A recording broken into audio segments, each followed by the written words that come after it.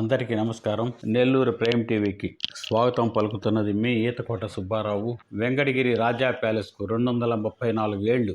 ఈనాటికి ఆ కళా వైభవం చెక్కు చెదరకుండా గత వైభవానికి సాక్ష్యంగా ఇప్పటికే నిలిచి ఉంది. 1783లో ఈ భవన నిర్మాణ పనులు ప్రారంభించి 1790లో పూర్తి చేశారు. ఈ భవన నిర్మాణ పనులకు కావలసిన నాణ్యత గల సున్నం కోసం సున్నపు గానుగులను కూడా ఇక్కడే ఏర్పాటు చేశారు. జర్మనీకి చెందిన ఇంజనీర్లు సాంకేతికంగా పర్యవేక్షించినట్లు కూడా మనకు తెలుస్తుంది. ఎంతో విశాలమైన గదులు కలిగిన ఈ రాజా ప్యాలెస్ అయిన ఇంద్రమహల్లోనే రాజకుటుంబీకులు ఉంటున్నారు. నిర్మాణంలోనే రాజకుటుంబీకుల నివాసం కావటంతో ఈ భవనంకి ఇంద్రమహల్ అనే ఒక నామకరణం కూడా చేశారు. మద్రాస్ గవర్నర్ హెచ్వి మౌంట్ స్టర్త్ ఎల్ఫిన్స్టోన్ దీనిని ప్రారంభించారు. రాజాలు, రాజప్రతినిధులు, సమావేశాలు, కవి పండితుల సన్మానాలు ఇక్కడే నిర్వహించేవారు. ఈ భవనంలో వెంకటగిరి చివరి రాజైన పివివిఆర్కే యాచంద్రకు పట్టాభిషేకం కూడా జరిగింది. ఆ పట్టాభిషేకం కోసం రాజులు వాడిన వస్తువులు ఇప్పటికీ అలానే ఉన్నాయి. ఘనమైన వెంకటగిరి సంస్థానం ఆఖరి పట్టాభిషేకం 80 ఏళ్లు సరిగ్గా పూర్తి చేసుకుంది. 1937లో 30వ తరం రాజాశ్రీ సర్వజ్ఞ కుమారకృష్ణ యాచంద్రుల వారు పట్టాభిషేకం జరిగింది. 7 అడుగుల విశాల నయనాల రాజావారు అనే పేరు కూడా వీరికి ఉంది. ఆ రోజుల్లో 87 సంవత్సరాల క్రితం ఆ పట్టాభిషేకం మహోత్సవాన్ని ప్రొఫెషనల్ రైటర్ రాసినంతగా ఆ తర్వాత ఒక ప్రత్యక్ష సాక్షి అయిన ఒక ఉద్యోగి ఆత్మకథలో కొంత భాగం చదివితే మనకి 87 సంవత్సరాల వెనక్కి వెళ్ళి అప్పటి పట్టాభిషేక మహా ఉత్సవాన్ని తిలకించి పులకరించిపోయే ఒక అవకాశం మనకు దొరుకుతుంది. నాకు వివరాలు అందించడంలో కూడా వెంకటగిరి మిత్రులు తిరుమల శెట్టి సుధాకర్ గారు, ఉపాధ్యాయులు రవి గారు కూడా చాలా సహకరించారు. వారి మేరకు మనం ఈ వివరాల్లోకి వెళితే కూడా మనకి చాలా 80 ఏళ్ల క్రితం అప్పటి రాజరికము, అప్పుడు పట్టాభిషేకాలు ఎలా ఉంటాయి, ఇది ఒక ప్రపంచ దేశంలోనే ఎంత వైభవంగా జరిగింది అనేది కూడా మనకు చాలా స్పష్టంగా తెలుస్తుంది. అన్నిటికన్నా ముఖ్య రాజసౌధం ఇంద్రమహల్, అందులోనే రాజుగారి నివాసం, అందులోనే ఒక పెద్ద దర్బార్ హాల్ ఉంది. వెంకటగిరి రాజాల పూర్వీకులు ఒక ఆయన పాండ్యం రాజును ఓడించి తెచ్చిన నెమల సింహాసనం ఆ దర్బార్ హాల్లో ఉంది. ఇంద్రమహల్కు ఎడమవైపు రాజమహల్ ఉంది. ఈ రెండు భవనాలకి ఒకే ప్రహరీ. రాజుగారి అతిథులు వెంకటగిరి వచ్చినప్పుడు రాజమహల్లో ఆతిథ్యం ఇవ్వబడేవారు. ఇంద్రమహల్ ఎదురుగా ఒకే పై అంతస్తు గల భవనం ఉంది. అందులో నగారా మ్రోగించబడేది. నగారా సమయాన్ని సూచించే 4 జాములు తెలుపుతూ ఇది మ్రోగించబడుతూ ఉండేది. ఈ భవనం పక్కనే ఇంకొక రాజభవనం తాజ్మహల్, ఇవి రెండూ ఉండేవి. ఇందులో రాజా ముద్దుకృష్ణ యాచేంద్ర నివసించేవారు. ఆ తాజ్మహల్ ఇప్పుడు లేదు. ఈ అందమైన రాజా అనువంశిక భవనం అమ్మివేయబడింది. కొన్న వ్యక్తి అంగళ్ళు, లాడ్జీలు కట్టేందుకు ఈ భవంతిని పడగొట్టాడు. తాజ్మహల్కి అందమైన ద్వారం, ప్రవేశ మార్గం కూడా ఉండేది. ఇందులో ఇటలీ నుంచి తెప్పించిన అనేక చలువరాయి విగ్రహాలు, తైలవర్ణ చిత్రాలు, అందులో కొన్ని నగ్నమైన అంగ విన్యాసాలతో కూడా ఉండేవి. మొఘలు సాంప్రదాయం ప్రకారం రాణివాసపు స్త్రీ జననం నివసించే నివాసాన్ని జనన అని, మగవారు నివసించే ప్రదేశాన్ని ఫుర్దానా అని పిలిచేవారు. ఇంద్రమహల్ భూనేల మాళిగ గదుల్లో నీటి సదుపాయంతో బాగా నిర్మించబడి ఉన్నాయి. వీటిని తక్మానా అనేవారు. ఈ ప్రదేశం చల్లగాను, ఆనందంగాను, ఆహ్లాదంగాను ఉండేది. వేడి వేసవిలో రాజకుటుంబం ఈ చల్లని తక్మానాలో విశ్రాంతి తీసుకునేవారు. ఎప్పుడైనా గవర్నర్ లేక వైస్రాయ్ వంటి ఉన్నత అధికారులు వెంకటగిరిని సందర్శిస్తే వారి గౌరవార్థం ఫిరంగులు, తుపాకులు పేల్చేవారు. రాజావారు ఊళ్ళో ఉన్నప్పుడు రాజలాంఛన జెండా నగరం మీద ఎగరేయబడుతుంది. ఆయన ఊర్లో లేనప్పుడు జెండాను సగం దించేవారు. అంతేకాకుండా ఇది భారతదేశ ప్రత్యేకతకు ఈ పట్టాభిషేకం సూచిస్తుందని అప్పుడు అనేక దేశీయ పత్రికలు కూడా ప్రముఖంగా పేర్కొన్నాయి. శ్రీ రాజా సర్వజ్ఞ కుమారకృష్ణ యాచేంద్ర బహదూర్ వారి పట్టాభిషేకం ఎంతో ఘనమైన సంఘటన, అపూర్వమైన సందర్భం కూడా.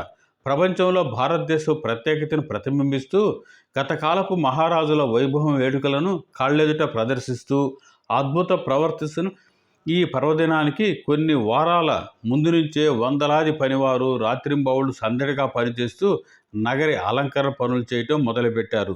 దర్బార్ హాల్లోని స్తంభాలను కొత్తగా రంగు వేశారు. 3 రాజమహల్, తాజ్మహల్, ఇంద్రమహల్కు లేత పసుపు రంగు వేశారు. రంగురంగు కిటికీ అద్దాలు, చెక్కబల్లలు శుభ్రంగా రుద్దబడి సబ్బుతో నీటితో శుభ్ర చేయబడి మళ్ళీ కొత్తగా తళతళలాడేటట్లు చేశారు. రాజలాంఛనం కొట్టబడిన కొత్త సిల్క్ జెండాను ఇంద్రమహల్ నగరి భవనం మీద ఎగురవేశారు. అన్ని పర్షియన్ తివాసీలకు బాగా శుభ్రం చేసి ఆరబెట్టారు. అన్ని కుర్చీలకి కొత్తగా వార్నిష్ వేశారు. కుర్చీ సీట్లకు కొత్త మెత్తని కుషన్లు అమర్చి ఆకుపచ్చ, ఎర్ర, పసుపచ్చ రంగుల సాటిన్ కవర్లు తొడిగారు. పట్టాభిషేకానికి ముఖ్యమైన మధ్యస్థమైన వస్తువు నెమల సింహాసనం ద్రావణంతో శుభ్రం చేయబడి కంసాలితో కొత్త బంగారు పోత వేయించబడింది. గుర్గాలకు కొత్త కుచ్చులు, సాటిన్ బట్ట కప్పులు తయారు చేయబడ్డాయి. పట్టపు టేనుకి మెరిసే పై వస్త్రం తయారు చేయబడినది. పట్టాభిషిక్తుడైన రాజుగారు ఊరేగింపు కోసం కూర్చునేందుకు ఏనుగు అంబారీ శుభ్రం చేయబడి రంగులు, బంగారు పూతలు కూడా వేయబడింది. పట్టాభిషేకానికి, ఊరేగింపుకు రాజాగారి ఇతర రాజకుటుంబీకుల దుస్తుల తయారీ కోసం మైసూరు సంస్థానం నుండి నిపుణులైన దర్జీలు కూడా ఇక్కడికి పిలిపించబడ్డారు. ఆస్థాన జవానులకు, ఇతర ఉద్యోగస్తులకు కొత్త యూనిఫామ్ దుస్తులు, తలపాగాలు కూడా తయారు చేయబడ్డాయి. జనానాలోని ఆడువారికి పర్వదినాన ధరించేందుకు కొత్త చీరలు బహుకరించబడ్డాయి. పట్టణమంతా తోరణాలతో అలంకరించబడింది. పట్టాభిషేకానికి ముందు రాజమందిరం ప్రధాన ద్వారానికి, దర్బార్ హాలుకి మామిడి ఆకుల తోరణాలు కట్టబడ్డాయి.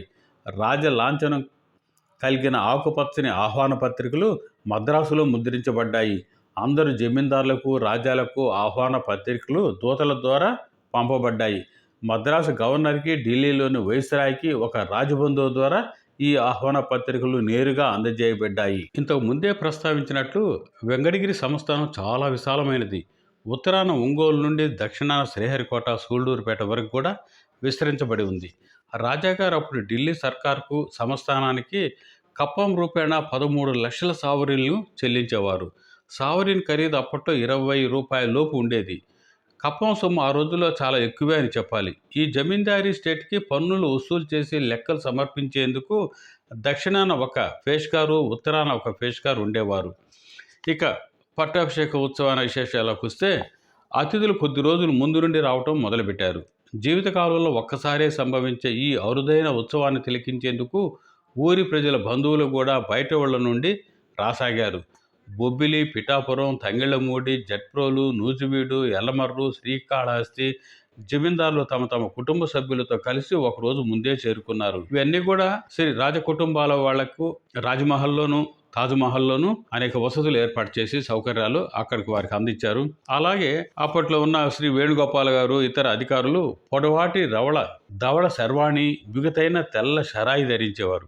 రాజాగారి ఉడుపులు సందర్భానికి తగ్గట్టు ఎంతో ఘనంగా అమరాయి. తెల్ల బిగుతైన షరాయిలు, తెల్లని పొడవైన సిల్క్ సాటిన్ కోట్లు ధరించారు. పచ్చలు, కెంపులు, వజ్రాలు పొడిగిన కంఠాభరణాలు మెడకు, కోటుకు అలంకరించబడ్డాయి. తలబాగా పింఛము రత్నాలతో, ముత్యాలతో పొదగబడ్డాయి.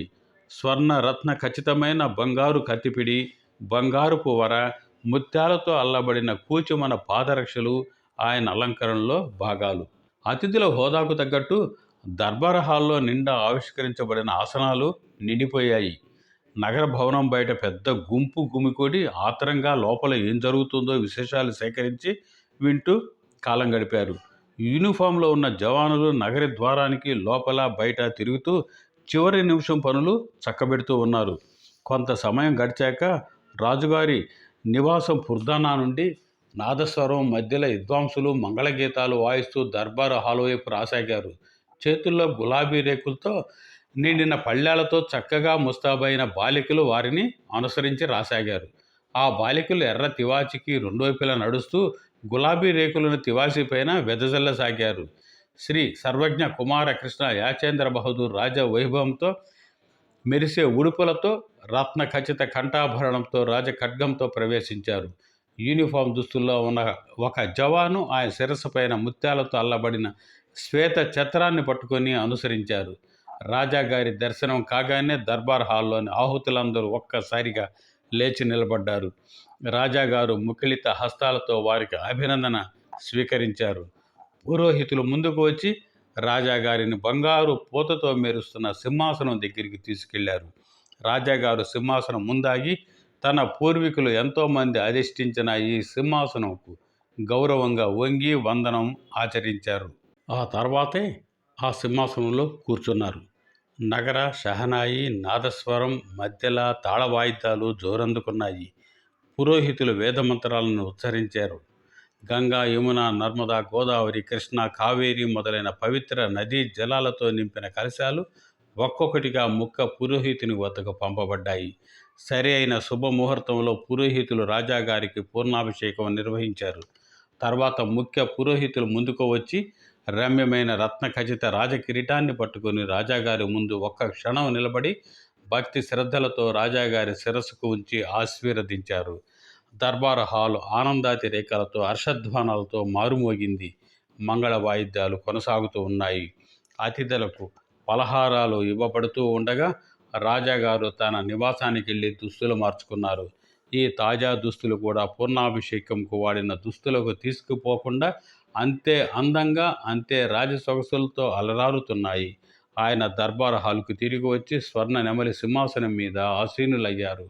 అక్కడికి ఆహుతులైన అతిథులు అనేక సంస్థానాల రాజ్యాలు, జమీందారులు, మద్రాసు గవర్నరు, వైస్రాయ్ ప్రతినిధి, ఇతర అత్యున్నత అధికారులు రాజాగారి వద్దకు వెళ్ళి కొత్తగా పట్టాభిషిక్తుడైన ఆయనను అభినందించారు.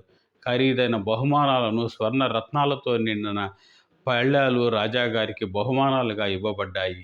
రాజా పట్టాభిషిక్తుడయ్యాక వంశ పారంపర్యం లాంఛన బిరుదైన మహారాజా సాహెబ్ ముసిక్ మహీర్ ఖాన్ కర్మ్ ఫర్మా అనే బిరుదును కూడా ఆయనకు అందించారు. అంతేకాకుండా పచ్చచారి, మన్సుల్దార్ అనే బిరుదులు కూడా ప్రసాదించబడింది. అప్పటికి 2వ జాము సమయమైంది. నగరి బయట ప్రత్యేకంగా నియమింపబడిన ఆవాసనంలో ఊరి జనానికి భోజనం ఏర్పాటు చేయమంది. తీపి పదార్థాలతో కూడిన దివ్యమైన భోజనం పేద ప్రజలకు వడ్డించబడింది. రాజ అతిథులకు ముఖ్యమైన వారికి ఇందు వరండాలో ఘనమైన విందు ఏర్పాటు చేయబడింది. ఆ విందు వరండా పూర్వపు వెంకటగిరి రాజ్యాల చిత్రపటాలు గోడలకు వేలాడదీయబడి ఉన్నాయి. ప్రకాశించే దీపపు స్తంభాలు మధ్య హాల్లో వేలాడదీయబడి ఉన్నాయి. అనేక రకాల వంటకాలతో కూడిన ఘనమైన విందు అతిథులకు వడ్డించబడింది. సాయంత్రం బ్రహ్మాండమైన ఊరేగింపు. యూనిఫామ్ దుస్తులతో ఉన్న ఈటదారులు, వారి వెనక సంస్థానం అధికారులు, రాజబంధువులు, వాళ్ళ వెనక దివ్యమైన రాజగజం, దానిపైన బంగారు అంబారి, దానిలో ఆసీనులైన నూతన పట్టాభిషిక్తుడైన టీవీతో ఎలుగొందే రాజా హెచ్హెచ్ శ్రీ రాజా ఎలుగోటి సర్వజ్ఞ కుమారకృష్ణ యాచేంద్ర బహదూర్ ఆ వెనక చక్కగా అలంకరింపబడిన గుర్రాల మీద కూర్చుని అనుసరిస్తూ రాజకుమారులు రాజును ఊరేగిస్తున్న పెద్ద పట్టపుడు ఏనుగు పైన పక్కల మెరిసే తాటింతో కప్పబడి ఉంది. తళతళలాడే తల వస్త్రాలతో, దంతాలకు రజిత తొడుగులతో అలరారుతుంది. ఇండి మువ్వలు సాటిన్ బట్టకు కట్టబడి ఏనుగు నడుస్తూ ఉన్నంతసేపు గణగణలాడుతున్నాయి. ఊరేగింపు వెళ్ళినంత దూరం బాటకి ఇరువైపులా సిపాయిలు పొడవైన మందపాటి తాడును పట్టుకొని జనాలు ఊరేగింపు మీదకు రాకుండా అడ్డుకుంటున్నారు. రాజబంధువులు అంటే వాళ్ళ తమ్ముళ్ళు, దాయాదులు చక్కగా అలంకరించబడిన అశ్వాల మీద కూర్చొని పట్టపటేనుకు 2 పక్కల ప్రయాణిస్తూ బంగారు రేకులు ఉన్న సంచులు తీసుకువస్తున్నారు. ఊరేగింపు ప్రధాన వీధులలో వెళుతున్నప్పుడు వీరు తళతళలాడే బంగారు రేకులను రాజాగారి మీదకు విసురుతున్నారు. అవి మెరుస్తూ మెల్లగా జారి వీధుల్లో పడుతున్నాయి. ఊరేగింపు అయిపోయాక వాటిని సామాన్య జనాలు ఏరి దాచుకుంటున్నారు. ఊరేగింపు సాగినంతసేపు ఈ బంగారు రేకుల వర్షం కొనసాగింది. అది నిజంగా దేవేంద్ర వైభవం. నగరి పేరే ఇంద్రమహల్ కదా. పట్టాభిషేక వైభవం, ఊరేగింపు ఉత్సవం ముగిశాక రాజ అతిథులు ఒక్కొక్కరు కొత్త రాజా గారి దగ్గర సెలవు తీసుకుని మరలిపోవటం ఆరంభించారు. వారి హోదాకు తగ్గట్టు వారికి జ్ఞాపికలు బహుకరించి సముచిత వీడ్కోలు కూడా ఇచ్చారు. రాచపట్టణం ప్రజల సంతోషంతో, ఉద్వేగంతో నిండిన హృదయాలతో ఇళ్లకు మళ్ళారు. వాళ్ళు రాజాగారి పట్టాభిషేకం తిలకించడం జన్మకొకసారి జరిగేది. ఇవన్నీ కూడా అప్పట్లో వేణుగోపాల్ గారు కూడా తన స్వీయ చరిత్రలో రాసుకున్నారు. ఇవన్నీ మనకి ఈరోజు లభ్యమవుతున్నాయి. అంతేకాకుండా అప్పట్లో ప్రతి రాజకుమారుడు కౌమార దశకు ముందే ఒక పులిని వేటాడాలనే ఆంక్ష కూడా ఆ రాజకుటుంబీకులో ఉంది. అప్పట్లో ప్రతి రాజకుమారుడు తన మొదటి వేట అయిన చిరుతతో తీయించుకున్న ఫోటోలు కూడా ఈ ఫోటో ఆల్బమ్ గారు వేణుగోపాల్ దగ్గర ఉంది. అంతేకాకుండా ఒకసారి రాజకుమారులు వేటకు వెళుతుండగా వేణుగోపాల్ గారు కూడా వారితో వెళ్ళారు. ఒక పెద్ద చెట్టు మీద తయారు చేసిన మంచి మీద నుండి వాళ్ళు ఒక చిరుతను కూల్చడం కూడా చూశారు. ఇలాంటి ఎన్నో అనుభవాలు ఎన్ని కూడా స్వీయ చరిత్రలో ఉన్నాయి. అంతేకాకుండా ఇవన్నీ కూడా తెలుగులో కూడా అనువదించారు.